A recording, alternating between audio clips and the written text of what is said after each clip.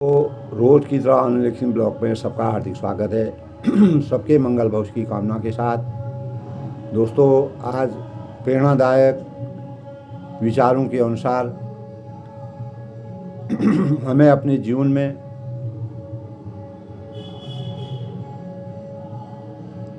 जो हमारा जीवन आगे चलेगा और जो हमारे भावी पीढ़ी है वह किस प्रकार से अपने जीवन को चरितार्थ करेंगे, उसके लिए प्रेरणा के भावों के रूप में मैंने अपने विचारों को अपने वीडियो के माध्यम से सभी के संज्ञान में लाने के भाव प्रकट किए हैं। दोस्तों, हमें शिल्पी यानी किसी भी कार्य को करने की योग्यता की सिद्धि तभी प्राप्त हो सकती है जब हमारे अंदर किसी कार्य को सृजन करने की क्षमता हो। यानी इसके लिए सृजन में सर्वोपरि हमारी रुचि होती है। हम किसी भी कार्य को करेंगे, पढ़ाई है, किसी भी कार्य को करेंगे, खेती है, पढ़ाई है, कोई भी कार्य को हम करते हैं तो उसमें हमारी रुचि होना बहुत ही आवश्यक है। तभी हम उस कार्य के लक्ष्य की तह तक पहुंच सकते हैं। उसके लिए समुचित भक्ति साधना और ज्ञान साधना, हमको श्रम करना होगा, मेहनत करनी होगी। उसके लिए भक्ति, परमात्मा का आशीर्वाद चाहिए और साधना करनी होगी। उस कार्य की सिद्धि तक पहुंचने के लिए हमको साधक बनना पड़ेगा। हमारे अंदर दोस्तों भक्ति की आत्मीयता और ज्ञान की पूर्णता और प्रखरता के विकास के साथ ही अपने व्यवहार में उसको उतारने की साधना करने की योग्यता होनी चाहिए। तभी हमारा स्तर जो है दोस्तों आगे बढ़ेगा। हमें इस उच्च स्तरीय साधना के लिए, अगर हम पढ़ाई कर रहे हैं, हमको अपने उद्देश्य तक पहुंचना है और इतना अपने लक्ष्य को यहाँ तक पहुंचाना है, उसके लिए हमें उच्च स्तरीय साधना की आवश्यकता होगी। कितना समय हमको अपनी पढ़ाई में देना पड़ेगा, किस प्रकार से हम अपने कार्य को संचालित कर देंगे, हमारे दैनिक कार्यों की अभिरुचि क्या होगी और हमारा टाइम टेबल क्या होगा। यानी कोई भी काम करते हैं हमें उच्च स्तरीय साधना के लिए प्रयोगशाला, व्यायामशाला जैसा स्वरूप देना होगा। हम अगर पढ़ाई कर रहे हैं, हमको रोज़ प्रयोगी का अध्ययन करने पड़ेंगे। अगर हम खेल के मैदान में हैं तो हम व्यायाम की विधाओं को हमको अपने अंतःकरण में लगा के उसकी रचना का, उसकी भूमिका को बनाना पड़ेगा। तो इस संसार में दोस्तों आयोजनों के प्रयास, याज और अनुयाज तीनों में इसी दृष्टि से नई सृष्टि करने के लक्ष्य निर्धारित परमात्मा द्वारा किए हुए हैं। और इसके लिए सार संक्षेप में सूत्र इस प्रकार है दोस्तों। विश्व के सभी नर नारी माँ जगत जननी के पुत्र पुत्रियाँ हमारे लिए सम्माननीय और प्रिय परिजन हैं। सभी को सद्भाव और सद्बुद्धि की साधना के माध्यम से उज्जवल भविष्य के मार्ग पर आगे बढ़ना है। एक दूसरे के अंतःकरण में इस प्रकार के भाव होने चाहिए कि हमें कैसे आगे स्वयं को बढ़ाना है, अपने परिवार को बढ़ाना है, अपने समाज को बढ़ाना है, देश को बढ़ाना है। तो प्यार और सहकारपूर्ण सभी को सत्कर्म की साधना में लगना होगा। अच्छे कार्य अगर हम करेंगे, सत्कर्म अगर हम करेंगे, हम अपने कार्य को लक्ष्य तक पहुंच सकते हैं और उसमें अपार सफलता प्राप्त कर सकते हैं। उसके लिए हमको एक ध्येय बनाना पड़ेगा, एक लक्ष्य बनाना पड़ेगा और उसको अपने व्यवहार में उतारना पड़ेगा। प्यार और सरकार पूर्वक सभी को सत्कर्मों की साधना में लगना नितांत आवश्यक है। साधना और सफलता के लिए दोस्तों एक साधना, एक भक्ति अगर कोई इंसान करता है उसके लिए कितनी साधना की ज़रूरत होती है। इसी प्रकार हम पढ़ाई करते हैं, कोई कार्य करते हैं, किसान अपना कार्य करता है, सैनिक का कार्य करता है, अनेक प्रकार के जो भी इस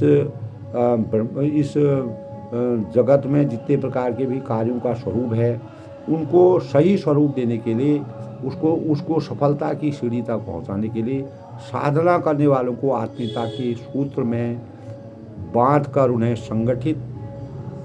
संगठित और समर्थ बनना होगा।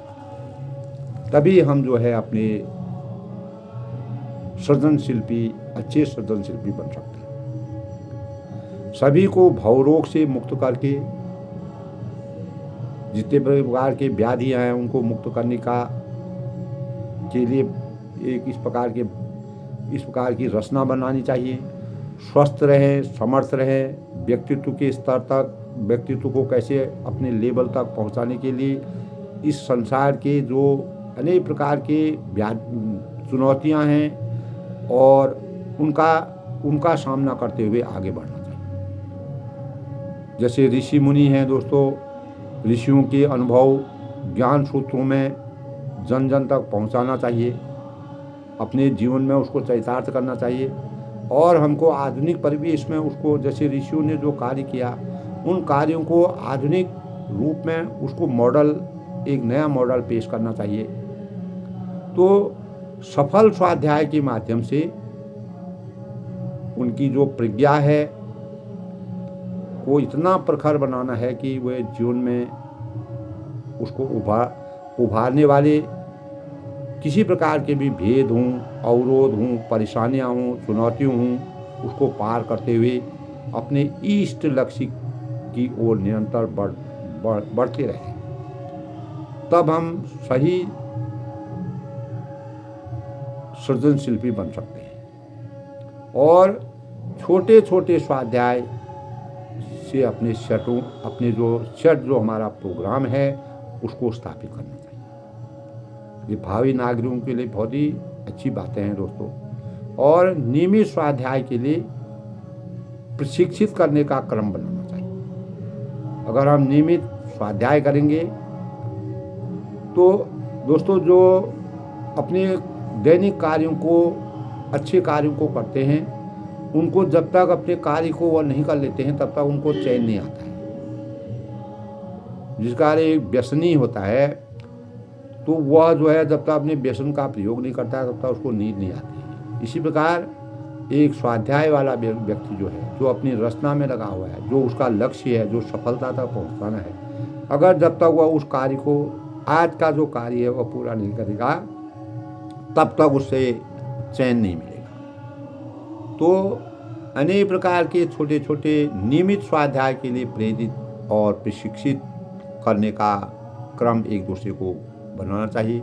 आयोजनों में साहित्य है, विज्ञान है और मैथमेटिक्स है, और इस प्रकार की पुस्तकों को अपने जीवन का आधार बनाना चाहिए। जिस प्रकार हम नोवेल पढ़ते हैं उसी प्रकार उन नोवेल पढ़ने में हमको जितना हमारा इंटरेस्ट बढ़ता है उतना ही हमको अपने विषय बोध का, स्वाध्याय का विषय बोध होना चाहिए। ऐसे आकर्षक चीज़ों को अपने जीवन में चरितार्थ करना चाहिए जिन्हें पढ़कर लोगों में जिज्ञासा और उत्साह जागे, एक दूसरे से प्रेरित हो। पुस्तकों में रोज जो इस प्रकार के बदल रहे आज के तकनीकी युग में स्टेशनरी जैसी जो लेखन सामग्री वाला सामान अब बहुत कम हो गया है।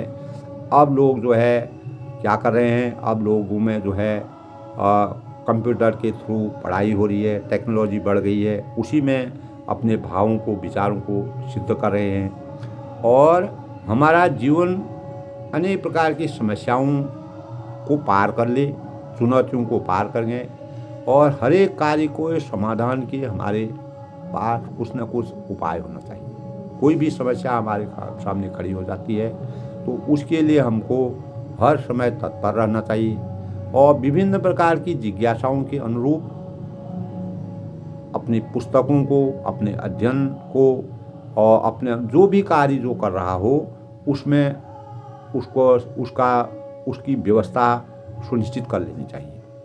और ऐसे स्वाध्यायशील व्यक्ति जो है, चाहे वह किसी भी कार्य को कर रहे हों, ऐसे स्वाध्यायशील जो व्यक्ति होते हैं वो हर समय तत्पर रहते हैं, अपने कार्य में निपुण रहते हैं और कार्य को करने की जिज्ञासा उनमें उत्पन्न होती है और अपनी इच्छा के अनुसार वह पुस्तकों का चयन करते हैं। इस प्रकार की चीज़ों को लिखते हैं, पढ़ते हैं, सुनते हैं, विचारते हैं और उसको ध्यान में केंद्रित करते हैं। जो उनके मतलब की चीज़ नहीं है उसको तिरस्कृत कर देते हैं। और साधना एवं स्वाध्याय के माध्यम से दोस्तों जुड़ने वालों को प्रज्ञा मंडल कहा जाता है। और स्वाध्याय मंडलों में अनेक प्रकार की चीज़ें हमारे जीवन में अवतरित होती हैं। युग शक्ति और अनेक प्रकार के छोटे छोटे प्रमाणिक इकाइयाँ हमारे जीवन में रोज़ नित्य प्रति आती हैं। जीवन को जीवंत बनाने के लिए हमारे लक्ष्य रोज़ बदलते रहते हैं। अपने लक्ष्यों को हम अंत तक पहुंचाते हैं। यह सृजनशील भूमिका निभाकर इस प्रकार के सृजनशील भावना, विचार और सफलता को प्राप्त करने जिसमें क्षमता होती है वह सच्चे साधना के साधक कहलाते हैं। और इसके लिए दोस्तों ऋषियों का है, बुद्धिजीवी हैं, विलक्षण प्रतिभा के लोग हैं, जो ज्ञानी हैं, श्रेष्ठ लोगों के भावों को, उनके जीवन चरित्र को, उनके जीवन से अपने को प्रेरणा लेनी चाहिए। स्वामी विवेकानंद हैं, महात्मा गांधी हैं, अनेक प्रकार के इस प्रकार के लोग हैं जिन लोगों ने अपने जीवन में अनेक प्रकार के संघर्ष किए, उनसे प्रेरणा लेकर के अपने कार्य को आगे बढ़ाना चाहिए। तभी हम सही सृजनशील शिल्पी सिद्ध हो सकते हैं। और इसके लिए दोस्तों ऋषियों और बड़े बड़े लोगों का, जो विद्वान लोग हैं, जो ज्ञानी हैं, जिनको ज्ञान की पराकाष्ठा है और अनेक प्रकार के सिद्ध पुरुष हैं, उनके सानिध्य, उनके संपर्क में, उनसे संबंधित उनकी जीवनी का अगर हम उनकी जीवनी को अपने जीवन में उतारने का प्रयास करेंगे तो विवेक हमारा जागेगा और हमारे अंदर संकल्प लेने की क्षमता बढ़ेगी और हम सफलता की सीढ़ी तक साहसिक कदम बढ़ाने के लिए हमेशा उत्सुक रहेंगे और गंतव्य तक पहुंचने का हमारा रास्ता तय होगा। अनेक प्रकार के विचारों को, अपने कार्यों को महत्व दे करके, उसमें ज्ञान अर्जित करके और अनेक लोगों के अनुभव प्राप्त करके, एक दूसरे से संपर्क करके और हर चीज़ के भावों को पैदा करके अपने जीवन में निखार पैदा कर सकते हैं। और दोस्तों ये निश्चित है, यदि समुचित ज्ञान हो तो अपेक्षाकृत कम श्रम से भी, अगर हम कम श्रम भी करेंगे तो बेहतर परिणाम हमको प्राप्त होंगे। इसीलिए ज्ञान सबसे बड़ी चीज़ होती है। ज्ञान को पाने के लिए साधना की ज़रूरत होती है। एक साधक को, एक विद्यार्थी को साधक बनना, तभी कहा है दोस्तों, विद्यार्थी पंचलक्षणम कहा है, स्वान निद्रा तथैव तो अल्पाहारी गृह त्यागी विद्यार्थी पंचलक्षण। तो विद्यार्थी, अगर कोई विद्यार्थी जीवन होता है तो उसको 5 लक्षण उसके अंतर्गत होना चाहिए। गृह त्याग होना चाहिए, अल्पाहारी होना चाहिए, विद्यार्थी पंचलक्षणम कहा गया है। तो इसीलिए भक्ति साधना के साथ समुचित ज्ञान साधना भी, और जो हमारा जिस कार्य को हम लक्ष्य बना रहे हैं सबको उस पर तत्पर रहना पड़ेगा। नवयुग सृजन के लिए जो नया परिवेश आ रहा है, नया समय आ रहा है, नई परिस्थिति आ रही है, नया तकनीकी आ रही है, नए कार्यों के सृजन के लिए उपयुक्त एवं समर्थ ज्ञान की धाराओं को अपने मनोभावों में भागीरथ तप से प्रभावित हो सकती है। अगर हम भगीरथ प्रयास करेंगे, रात दिन उस कार्य में जुड़ जाएंगे, तब हम नव युग सृजन कर सकते हैं और उन्हें सर्वसुलभ और सुगम बनाकर जन जन तक पहुंचाने की व्यवस्था कर सकते हैं। हमारे अंदर जो प्रतिभा है, अगर उस प्रतिभा को हम उजागर करना चाहते हैं, तब उसके लिए हमको साझेदार सहयोगी के रूप में विकसित होने की ज़रूरत है और हमें पूरा ज्ञान, पहले का ज्ञान और साधना, हमारी प्रबल इच्छा होनी चाहिए। साधक के अनुसार हमको कार्य करना पड़ेगा और समर्थ देवदूत, जिस प्रकार देवदूत काम करता है, उसमें देवदूत के समान उस कार्य को लक्ष्य तक पहुँचाने के लिए देवदूत के समान भूमिका अदा करने और निभाने के लिए अपना कमर कसना चाहिए। हमको दृढ़ निश्चय करना चाहिए, संकल्पबद्ध रहना चाहिए। तो दोस्तों, जो आदि गुरु शंकराचार्य थे, उन्होंने एक प्रसंग में लिखा है दोस्तों, का दीर्घ रोगो, का दीर्घ रोग अर्थात साधो भव भव एव साधो का। तो उन्होंने कहा का दीर्घ रोगो अर्थात लंबा चलने वाला कठिन रोग क्या है। का दीर्घ रोगो, लंबा चलने वाला, लंबे समय तक चलने वाला कठिन रोग कौन है, क्या है? तो उत्तर है भव भव एव साधो, यानी अर्थात हे सज्जनों, वह संसार के दीर्घ रोग है। पुनः प्रश्न उन्होंने फिर किया कि किमोषधं तस्यं, उसकी कौन सी दवा है, क्या उपचार है उसका, अर्थात भवरोगों की दवा क्या है? उत्तर मिलता है विचार एवं सुविचार ही उसकी प्रभावशाली दवा है। हमारे विचार, अगर हमारी सोच अच्छी होगी, हमको लक्ष्य तक पहुँचना होगा, अपने कार्य के प्रति हम प्रतिबद्ध होंगे, हमारी ऊंची सोच होगी, ऊंची सड़क पर चलने का हमारा मन होगा और स्वच्छंद मार्ग पर चलने का मन होगा, तो ये सुविचार और उसके जो विचारों को सोचता है और वह विचार ऐसे होने चाहिए, स्वच्छ विचार हों, तो उसको प्रभावशाली इसकी दवा है, रोगों की दवा है। ये शंकराचार्य ने अपने इस प्रकार के प्रश्न पूछे। उपनिषद का भी दोस्तों, उपनिषदों में भी कवच है संसार दीर्घ रोगस्थ। उपनिषद में भी एक जगह कहा है संसार दीर्घ रोगस्थ, यानी सुविचारों ही महाऔषधम। संसार दीर्घ रोगस्थ, सुविधाओं ही महाऔषधम, अर्थात संसार रूपी दीर्घ रोग की महान औषधि सुविचार ही है। इसी प्रकार युग ऋषि जो है वेद मूर्ति ने अपनी प्रचंड ज्ञान साधना में इस युग के प्रत्येक रोग की महान औषधि जीवंत विचारों के रूप में तैयार की। एक प्रसंग में मैंने पढ़ा था दोस्तों, तो उन्होंने एक कुशल वैद्य और चिकित्सक की कठिन भूमिका बड़ी कुशलता से पूरी कर दी।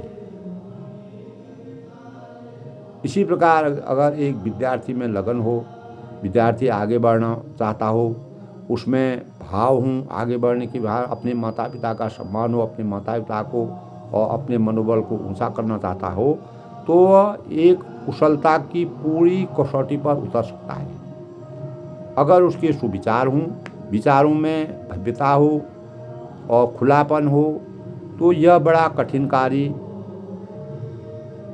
कोई भी कार्य उसके लिए कठिन नहीं होता है। तो दोस्तों, इस प्रकार अनेक प्रकार की जो ऋषि हैं, मुनि हैं, ज्ञानी हैं, बुद्धिजीवी हैं, उन्होंने हमारे जीवन में प्रेरणा के रूप में अनेक चीज़ें रखी हैं।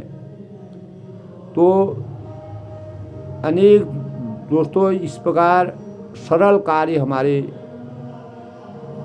जिम्मे, कोई भी कार्य अगर कठिन भी होता है उसको हम हमेशा सरलता से साधने की हमारे अंदर क्षमता होनी चाहिए।